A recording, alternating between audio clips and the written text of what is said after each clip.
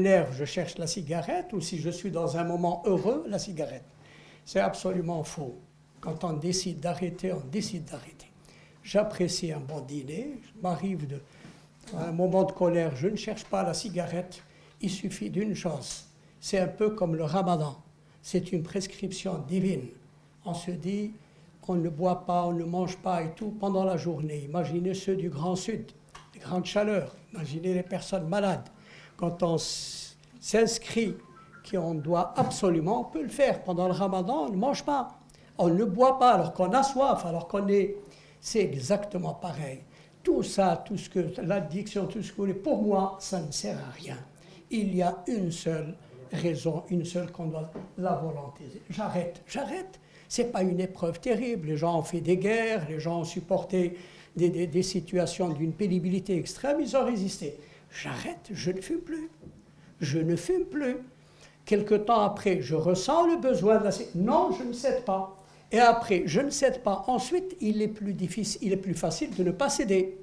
Au fur et à mesure de résister, on développe chez soi, n'est-ce pas, cette résistance, et puis c'est une lutte contre la nicotine, et on arrive à prendre le dessus sur la nicotine. Il y a aussi un autre aspect qui n'est pas dit, c'est le côté financier. Vous savez combien coûte un paquet de Marlboro? Il y en a qui en consomment deux.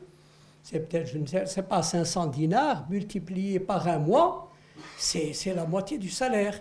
Et vous avez le père de famille qui fume, qui consomme de la cigarette, et qui, lorsque la facture d'électricité monte un peu, écrit sur les enfants, il les prive de ceci, et il ne se rend pas compte qu'il consomme peut-être le tiers de son salaire.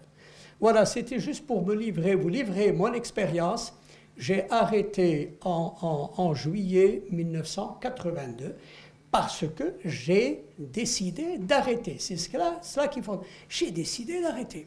C'est mauvais pour la santé, c'est mauvais pour mes ressources financières.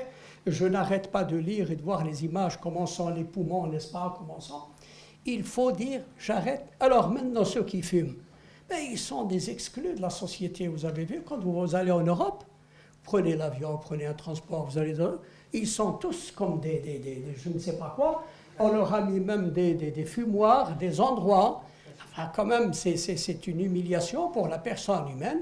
82, ça fait bientôt 40 ans. Je n'ai pas repris une seule cigarette et je n'en reprendrai pas. Et j'invite ceux ou celles qui fument c'est une calamité, c'est un danger.